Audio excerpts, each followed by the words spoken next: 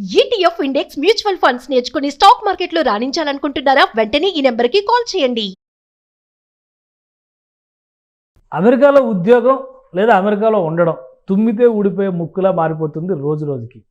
India వెళ్ళి 60 రోజుల్లో పైగా ఉంటే అమెరికాలోకి రానివ్వకుండా H1B వీసా ఉన్న వాళ్ళని కూడా వెనక్కి పంపిస్తున్నారనేది ఇప్పుడు సారాంశం. అమెరికాలో డొనాల్డ్ ట్రంప్ ప్రభుత్వం ఏర్పడిన తర్వాత ఇమిగ్రేషన్ నిబంధనల్ని కఠినతరం చేసింది.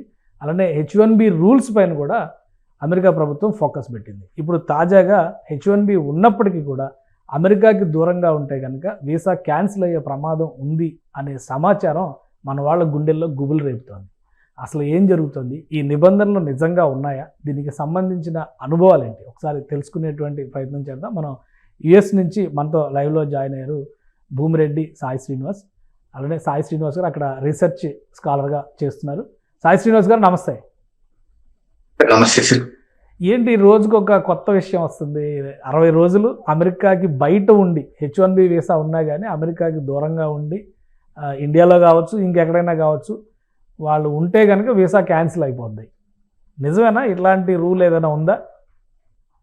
సార్ యూజువల్లీ ఎక్కడే కానీ సార్ నేను గత 2-3 రోజుల నుండి ఆ ఇన్సిడెంట్ జరిగిన తర్వాత నుండి నేను విపరీతమైన రీసెర్చ్ చేయడం జరిగింది. అంటే అది అసలు 60 రోజులు ఎక్కడన్నా యూనివర్సల్ రూల్ ఉందా, ఎక్కడన్నా దీని కండిషన్స్ ఏంటి, ఒకవేళ దీని గురించి మనం ఏమేం చేయొచ్చు అని ఎక్కడే గానీ. సో గత 2 రోజుల నుండి నాకు ఎక్కడే గానీ ఈ 60 రోజుల రూల్ కానీ ఈ 60 రోజుల నిబంధన కానీ ఎక్కడే గానీ కనపరాలేదు. సో ఇది ఎక్కడి నుండి పుట్టుకొస్తుంది అనేది కూడా నాకు అర్థం కాకుండా పరిస్థితిలో ఉన్నాం సార్ అందరం. సో అసలు నిజమేనా ఈ రూల్ ప్రకారం కొంతమందిని వెనక్కి తీసి పంపించారు? హైదరాబాద్ నుంచి ఒకరిని, బెంగళూరు నుంచి ఇద్దరిని, ఇట్లా కొన్ని డేటా వస్తుంది. సోషల్ మీడియాలో అయితే ఈ పోస్టులే వైరల్ అవుతుంది. సో నిజంగానే అటువంటి డిపోర్టేషన్స్ జరిగినాయా? వాళ్ళ వీసాలో రివోక్ చేయడాలు, క్యాన్సిల్ చేయడాలు, తిప్పి పంపించడాలు ఇట్లాంటివి ఏమైనా ఉన్నాయా? సార్ ఇదైతే 100% నిజమే సార్, వాస్తవమే. సో తప్పకుండా ముగ్గురిని అయితే రిటర్న్ పంపించడం జరిగింది అనేది అయితే క్లియర్ గా తెలుస్తుంది అబుదాబి ఎయిర్పోర్ట్ నుండి. సో ఇక్కడ మనం ఒకసారి ఆలోచించుకోవాల్సింది రూల్ ఏం చెప్తుంది అనేది దాని గురించి ఆలోచించుకోవాలి సార్. ఇప్పుడు వీళ్ళని తిరిగి పంపించిండే రూల్ ఏంటంటే sir 22 code of federal regulations 41.122 HE ప్రకారము వాళ్ళని రిటర్న్ పంపించడం జరిగింది. ఈ రూల్ ఏం చెప్తుందంటే సార్ పోర్ట్ ఆఫీసరు సెక్షన్ 235 ప్రకారము వాళ్ళు సాటిస్ఫైడ్ లేకపోయినా, లేకపోతే వీళ్ళ అడ్మిషన్ ని అమెరికాలోకి రానికోకుండా వీళ్ళు అనుకోవడం ద్వారా వీళ్ళు స్వతహాగా అంటే ఏలియన్ అనే వాళ్ళు స్వతహాగా వాలంటరీగా డిపార్చర్ కావడం జరిగింది. 235 ఏం చెప్తుందంటే sir deny to the admission to the United states అని చెప్తుంది. అంటే వీళ్ళకి ఎంట్రీ లేకోకుండా వీళ్ళని డినై చేయడం. ఎందుకు డినై చేస్తారు అంటే మీ అందరికి తెలిసిండేదే, మామూలుగా ఎందుకు అమెరికాలోకి రానికోకుండా డినై చేస్తారంటే ఒక 5 కారణాలు ఉంటాయి సార్. ఫస్ట్ కారణం ఏంటంటే నేషనల్ సెక్యూరిటీ కానీ, హెల్త్ రిలేటెడ్ గ్రౌండ్స్ కానీ, లేకపోతే వీళ్ళు ఇక్కడికి వచ్చేసి పర్మనెంట్ గా అమెరికాలో ఉండిపోతారా అని, లేకపోతే ఫ్రాడ్ ఏదైనా చేసినా, మిస్రిప్రజెంటేషన్ చేసినా, ఈ 5-6 కండిషన్స్ లో తప్పకుండా ఎవరికైనా డినై చేస్తారు. కానీ 60 రోజుల నిబంధన అనేది ఎక్కడ లేదు. ఇది ఎక్కడి నుండి వస్తుందంటే సార్ 2001లో వాన్ అనే ఒక కేసు లో చెప్తారు సార్. ఎవరికి కానీ ఈ సిబిపి ఆఫీసర్ కి వీళ్ళకు ఈ 5 కండిషన్స్ కాకపోయినా కానీ వీళ్ళకు బ్రాడ్ విచక్షణ రహితంగా వీళ్ళ అధికారాలు ఉంటాయి.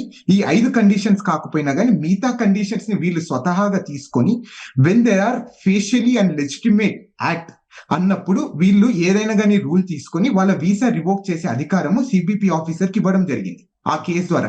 దాని తర్వాతనే వీళ్ళన్ని సిబిపి ఆఫీసర్ ఏది చెప్పినా గానీ, వాళ్ళు ఏ విచక్షణ రహితంగా వాళ్ళు ఏదైనా అధికారాన్ని వాడి ఇట్లాంటివి చేసినా గానీ అది లీగలీ వ్యాలిడ్ అయిపోతుంది, ఫేషియలీ లెజిటిమేట్ అయిపోతుంది. ఇక్కడ వాళ్ళు ప్రూవ్ చేయాల్సిందేది ఒకటే సార్, ఎందుకు ఫేషియలీ లెజిటిమేట్ అనేది ఒకటే ప్రూవ్ చేయాలి. అంటే 60 రోజుల కన్నా ఇండియాలో ఉండడం వల్ల అమెరికాకు నష్టం కానీ, లేకపోతే ఏంటి ఎందుకు నష్టపడతారు అనే దాని గురించి ఒకటి వాళ్ళు ప్రూవ్ చేయాల్సిందేది వస్తుంది సార్. కేసు అయిన తర్వాత ఈ ముగ్గురు డిపోర్టేషన్ అయిన తర్వాత అక్కడ అమెరికా మీడియాలో కానీ లేదా మన తెలుగు కమ్యూనిటీ, తెలుగు సర్కిల్స్లో కానీ ఏదైనా డిస్కషన్ జరుగుతుందా? రీజన్స్ ఏంటి, ఎందుకు వెనక్కి పంపించారు? పైగా అబుదాబి దగ్గర నుంచే వెనక్కి పంపించిన నేపథ్యంలో అక్కడ లీగల్గా ఏమన్నా సపోర్ట్ దొరికే అవకాశం ఉందా వాళ్ళకి? సార్ సిబిపి అంటే ఈ పోర్ట్ ఆఫ్ ఎంట్రీలో జరిగేదానికి ఎక్కడే గానీ లీగల్ రైట్ కానీ, లీగల్ హక్కులు కానీ ఎక్కడే గానీ మనం వాడడానికి అవకాశం ఉండదు సార్. అది ఫస్ట్ ఆఫ్ ఆల్ మనకు చాలా క్లియర్ గా తెలుసుకోవాల్సింది. మీ అందరికి ఒకటే చెప్తున్నాను సార్ ఈ సందర్భంగా, వీసా అనేది హక్కు కాదు sir, it's a privilege. So వాళ్ళు అమెరికా వాళ్ళు, సో మనకి ఇచ్చిన ప్రివిలేజ్ అట్లాంటిది. సో అందరు ఏమనుకుంటారు, మనకు వీసా ఉంటే మనం డైరెక్ట్ గా అమెరికాకి వెళ్ళిపోవచ్చు, కానీ ఎక్కడే కానీ అది లేదు. సిబిపి ఆఫీసర్ ని మీరు సాటిస్ఫై చేసిన తర్వాతే మీరు అమెరికాలోకి ఎంటర్ కావాలి. అమెరికాలో మీరు వచ్చిన పర్పస్ ని సాటిస్ఫై చేయగలరు. దాని తర్వాతే మీరు ఏదైనా చేయగలరు తప్ప మీకు వీసా వచ్చినంత మాత్రం మీరు అమెరికాకు వచ్చేసి మాకు అధికారాలు ఉన్నాయి, హక్కులు ఉన్నాయనే దానికైతే అసలు లేదు సార్. ఇక్కడ ఇంకొకటి ఏంటంటే, మీరు మంచి ఒక క్వశ్చన్ అడిగారు, అంటే ఏమన్నా మనం కోర్టుకి వెళ్ళే అవకాశం ఉందా, ఏదైనా లీగల్ రైట్స్ ఉంటాయా అని. ఇక్కడ పోర్ట్ ఆఫ్ ఎంట్రీలో జరిగేదానికి ఎక్కడే గానీ లీగల్ రైట్స్ అనేది ఎక్కడ లేదు సార్. ఇది కంప్లీట్ గా ఎక్సెప్షన్. దీనికి ఎక్కడే గానీ జ్యుడిషియల్ రివ్యూ గానీ మీరు కోర్టుకి వెళ్ళి మా హక్కులు కాల రాస్తున్నారు వీళ్ళు అనే దానికి అసలు లేదు. ఎందుకంటే వీసా అనేది ఒక హక్కు కాదు, ఇట్స్ ప్రివిలేజ్. అది క్లియర్ గా చెప్పడం జరుగుతుంది సార్. కానీ అంటే ఇప్పుడు మరి వాళ్ళు ప్రాజెక్టుల మధ్యలో ఉండొచ్చు, ఆల్రెడీ కొన్ని కమిట్మెంట్స్ ఉండొచ్చు, అక్కడ కొంతకాలం ఉండి బయటకు వచ్చిన వాళ్ళు అయి ఉండొచ్చు. సో వాళ్ళ ప్రయోజనాలు కూడా ప్రొటెక్ట్ చేయాల్సినటువంటి అవసరం ఉంటుంది కదా. ఇది ఆ రకమైనటువంటి అవకాశం ఏమీ లేదా? అంటే ఆ రకమైన అవకాశం అయితే ప్రస్తుతానికైతే ఎక్కడ కనపరావడం లేదు సార్. అంటే ఇక్కడ మీరు క్లియర్ గా చూసుకుంటారు, అంటే ఇప్పుడు ఫర్ ఎగ్జాంపుల్ ఇప్పుడు ఏదైనా ఎమర్జెన్సీ ఉండి, ఫ్యామిలీ ఎమర్జెన్సీ ఉండి, ఎవరన్నా సో చావు బతుకుల్లో ఉండరు, లేకపోతే మనకి ఏదైనా యాక్సిడెంట్ జరిగి ఇండియాలో మనము దాన్ని రికవర్ కావడానికి 6-7 నెలలు టైం పడుతుంది. ఆ టైంలో పరిస్థితులు కూడా వీళ్ళు ఆలోచించుకోకుండా, ఈ ఎమర్జెన్సీ సిచ్యువేషన్స్ కూడా వీళ్ళు చూసుకోకుండా ఇలా వీసాని రివోక్ చేయడం అనేది నాకైతే కరెక్ట్ అనిపించడం లేదు. అండ్ వాళ్ళు క్లియర్ గా చెప్తున్నారు, ఆ ముగ్గురు, మాకు ఎమర్జెన్సీ క్లియర్ గా ఉంది, మాకు ఎమర్జెన్సీ మా ఫ్యామిలీ ఇష్యూస్ లేకపోతే హెల్త్ ఇష్యూస్, ఆ క్లియర్ గా రీజన్స్ వీళ్ళ దగ్గర డాక్యుమెంటేషన్ ఉన్నా గానీ వీసా రిజెక్ట్ చేశారు అంటే వాళ్ళు ఎంత డిస్క్రిషన్, ఆ విచక్షణ రహిత ఆ అధికారాన్ని ఎలా ఉపయోగిస్తున్నారు అని కూడా ఒకసారి మనము ఎవాల్యుయేట్ చేసుకొని మనం కూడా కొంచెం కేర్ఫుల్ గా ఉండడం చాలా బెటర్ సార్. అట్లనే ఇంకొకటి ఏంటంటే, ఒకవేళ మీకు అట్లాంటి సిచ్యువేషన్స్ వస్తే మీరు H1B పిటిషన్ ని విత్డ్రా చేసుకొని మళ్ళీ మీరు ఫ్యూచర్ లో రావడానికి అవకాశం ఉంటుంది. ఇప్పుడు ఫర్ ఎగ్జాంపుల్ ఈ సిచ్యువేషన్ లో కూడా సార్, ఇక్కడ ఎక్కడే కానీ వాళ్ళు స్వతహాగా వాలంటరీగా డిపార్చర్ అయ్యారు కాబట్టి నో ఇష్యూస్. ఒకేలా వీళ్ళు అమెరికన్ గవర్నమెంట్ కానీ పోర్ట్ ఆఫీసర్స్ కానీ వీళ్ళని పంపించితే వీళ్ళు మళ్ళీ జీవితాంతం మళ్ళీ అమెరికాకి వచ్చే పరిస్థితి అయితే ఉండదు. తప్పకుండా ఈ ముగ్గురికి నెక్స్ట్ ఫ్యూచర్ లో ఎప్పుడైనా కానీ కొత్త వీసాస్ వేసుకోనో, లేకపోతే F1 మీద, H1B మీద, L1 మీద వీసాస్ తో వేసుకొని మళ్ళీ అమెరికాకి వచ్చే అవకాశం ఉంటుంది కూడా సార్. కానీ ఇప్పుడు ఆ కంపెనీస్ ఎవరైతే ఈ H1B ప్రొవైడ్ చేశారో ఆ కంపెనీస్ వీళ్ళ తరపున అవకాశం కల్పించడానికి కానీ, లేదా అక్కడ అథారిటీస్ని రిక్వెస్ట్ చేయడానికి కానీ స్కోప్ ఏమైనా ఉంటుందా? ఇంకా ఈ చాప్టర్ క్లోజ్ అయిపోయినట్టే అనుకోవాలా?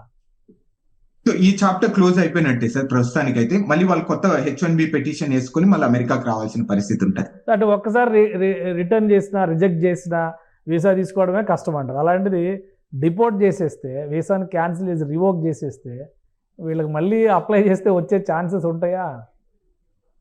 అదే సార్, ఇక్కడ కొంచెం ఒక లూప్ అనేది ఇక్కడ ఉంది సార్. ఇక్కడ ఏంటంటే వాళ్ళు వాలంటరీగా డిపార్చర్ అయ్యారు, అంటే వాళ్ళు డినై చేసిన తర్వాత వీళ్ళు స్వతహాగా వద్దొద్దు మాకేం చేయకండి, మేమే వెళ్ళిపోతాం మా ఇండియాకి అనేది వాళ్ళు చాలా తెలివిగా చేయడం జరిగింది. అంటే సో దాని ద్వారా ఏమైపోతుంది అంటే నెక్స్ట్ ఫ్యూచర్ లో వచ్చే అవకాశం ఉంటుంది.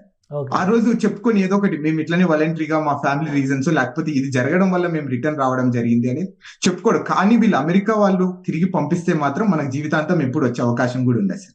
రైట్. అంటే ఇప్పుడున్న సిచ్యుయేషన్లో మీరు ఇచ్చేటువంటి సలహా ఏంటి? ఒకవైపు ఈ డ్రీమ్ అయితే చెల్లా చెదిరైపోతుంది అనేటువంటి ఆందోళన ఉంది, ఇంకోవైపు నుంచి అమెరికాలో ఉన్న భారతీయులు కానీ, అమెరికాలో జరుగుతున్నటువంటి పరిణామాలు కానీ, మళ్ళీ అమెరికా రావాలి అనేటువంటి కళ ఇక కలగానే మిగిలిపోద్ది అనుకునేటువంటి వాళ్ళకి మీరు ఏం చెప్తారు?